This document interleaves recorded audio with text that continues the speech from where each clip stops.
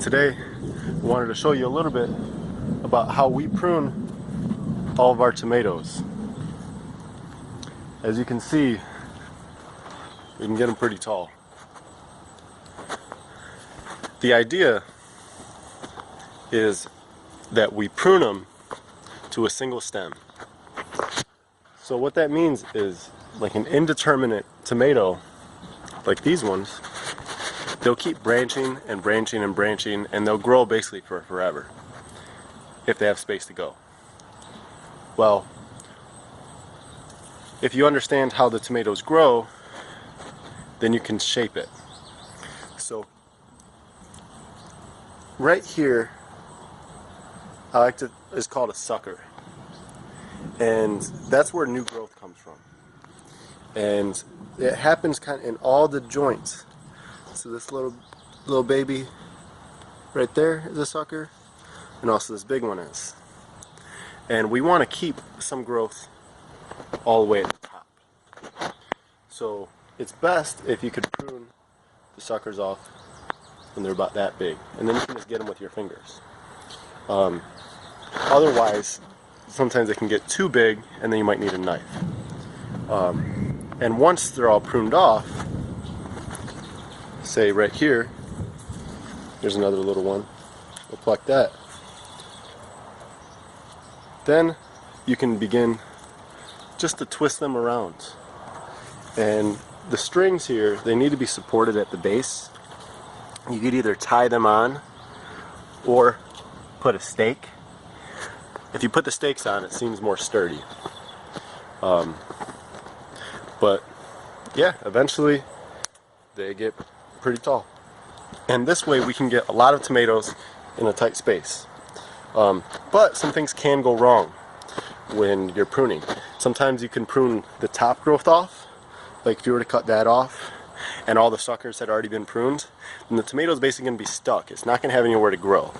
So here's actually a pretty interesting example of how that happened.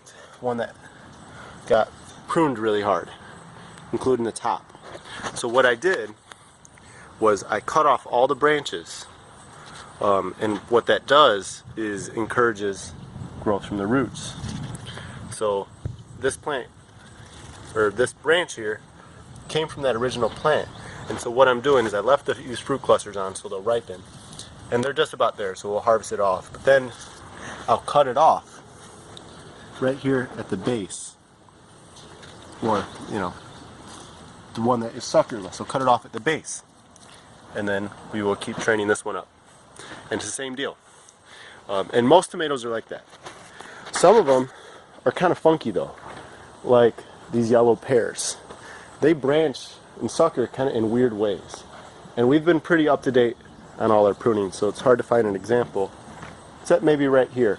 So the suckers usually happen in the joints of the plants, but these yellow pears in particular, they seem to produce a sucker at the end of a fruit cluster, which isn't really typical.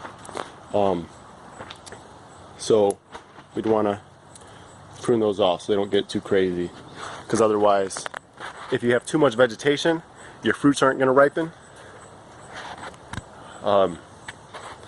and it can harbor too much moisture and facilitate mildew and other sorts of fungal issues.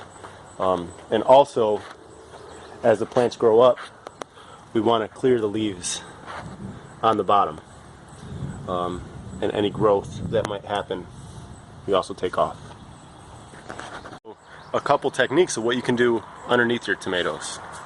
In this row here, we have landscape fabric, and what that does is it's a nice weed barrier, so nothing will grow up,